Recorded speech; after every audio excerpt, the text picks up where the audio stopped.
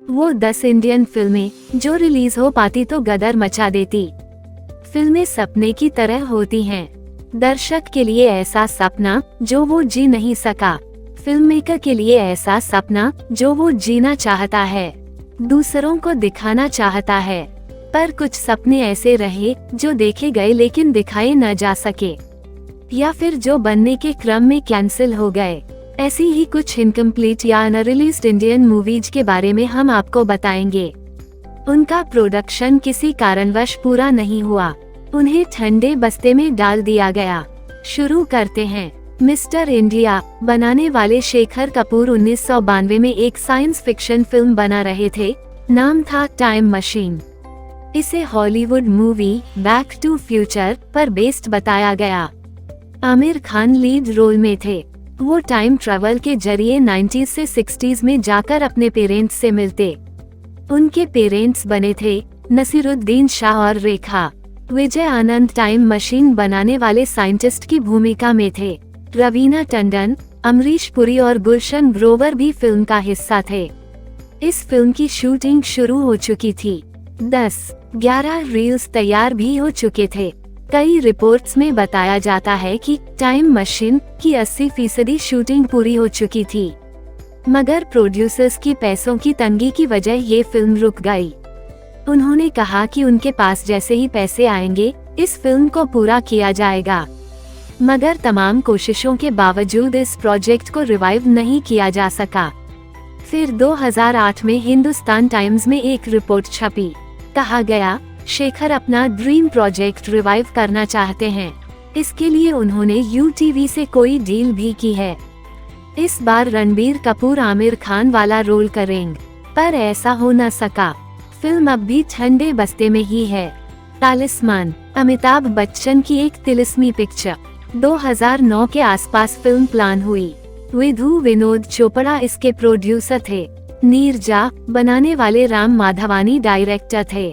इसका 1.5 मिनट का टीजर भी रिलीज किया गया। योद्धा बने अमिताभ बच्चन युद्ध क्षेत्र में खड़े होकर कहते हैं, नो वॉर। ये देवकीनंदन खत्री के फेमस नॉवेल चंद्रकांता का अडेप्टेशन थी। बॉलीवुड लाइफ के अनुसार राम माधवानी और स्वानंद किरकिरे 14 पन्नों का एक ड्राफ्ट भी लिख चुके थे, पर कुछ पैसों की दिक्कत थी। कुछ विधु विनोद चोपड़ा स्क्रिप्ट से संतुष्ट नहीं थे, इसलिए ये पिक्चर टीजर आने बाद भी बन नहीं सकी। कहते हैं 10 मुकुल आनंद का ड्रीम प्रोजेक्ट थी। 1996 के आसपास फिल्म का शूट भी शुरू हो गया था। सलमान खान और संजय दत्त आर्मी ऑफिसर के रोल्स में थे।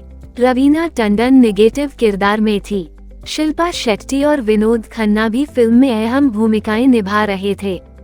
10 राहुल देव के करियर की डेब्यू फिल्म होने वाली थी, पर मुकुल आनंद की शूट के दौरान ही मौत हो गई। इस कारण पिक्चर आगे बन नहीं सकी। हालांकि इसके म्यूजिक को मुकुल को ट्रिब्यूट देते हुए रिलीज किया गया। सुनो गौर से दुनिया वालों इसी पिक्चर का हिस्सा था। किसी फिल्म में शंकर एहसान लॉय का ये पहला गाना था। अमिताभ बच्चन की एक और फिल्म आलीशान कुछ दिन के शूट के बाद बंद हो गई। 1988 में आई शहंशाह के लिए टीनू आनंद ने डिम्पल कपाड़िया को साइन किया था। कहा जाता है अमिताभ की आपत्ति के बाद उन्हें फिल्म से हटाकर मीनाक्षी शेषाद्री को ले लिया गया, पर डिम्पल साइनिंग अमाउंट वापस करने को तैयार नहीं थी।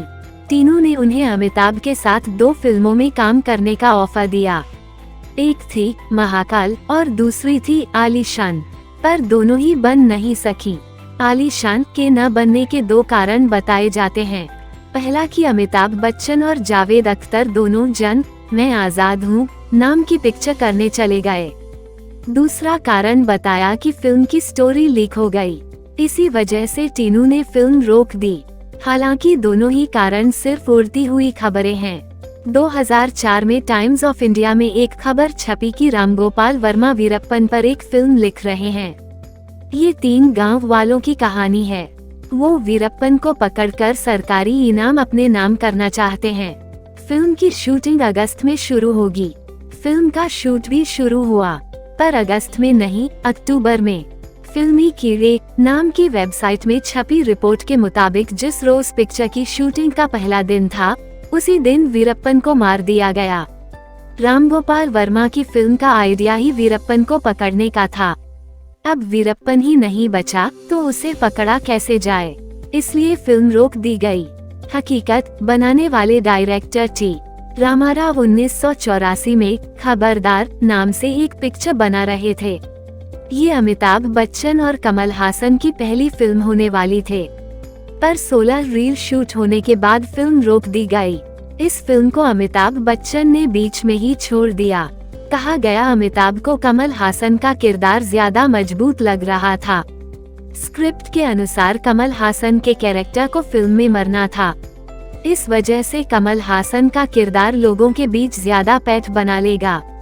सारी लाइमलाइट अमिताभ की जगह कमल को मिल जाएगी, इसलिए उन्होंने फिल्म से हाथ खींच लिए। फिल्म छोड़ने के हर जाने के तौर पर अमिताभ ने रामाराव को उनकी अगली फिल्म के लिए पहले से ही अपना समय दे दिया।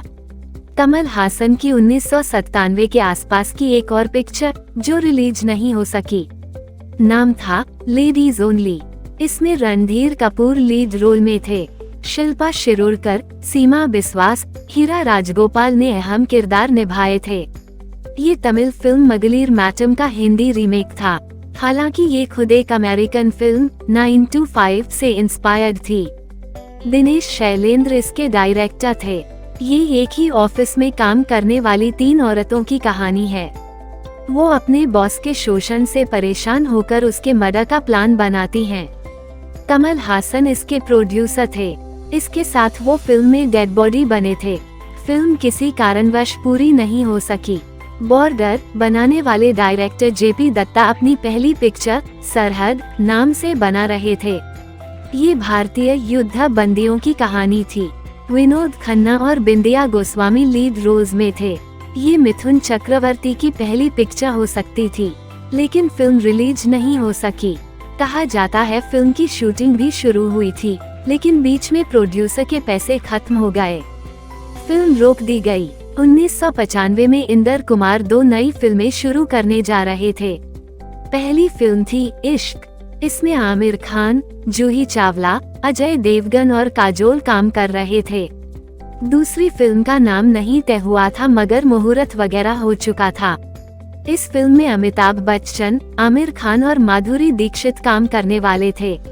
मीडिया ने इस फिल्म को रिश्ता नाम दे दिया, जो कि संभवतः इस फिल्म का टेंटेटिव टाइटल था। चर्चा ये थी कि अमिताभ इंदर कुमार की इश्क में भी एक छोटा सा रोल करने वाले हैं। उनकी आवाज में सुदेश भोसले ने फिल्म का एक गाना मिस्टर लोवा लोवा रिकॉर्ड भी कर लिया था, मगर इंदर को लगने लगा कि वो देश के टॉप स्टार्स को लेकर एक साथ 2 फिल्में नहीं बना सकते हैं, इसलिए उन्होंने रिश्ता को होल्ड पर डाल दिया। रिश्ता के शेल्व होने के बाद इंदर ने इश्क से भी अमिताभ बच्चन का गेस्ट अपीयरेंस ड्रॉप कर दिया। रिश्ता के न बनने की असली वजह आमिर खान बताए जाते हैं। ऐसा कहा जाता है कि आमिर अमिताभ बच्चन के सामने अपनी हाइट को लेकर कॉन्शियस हो रहे थे।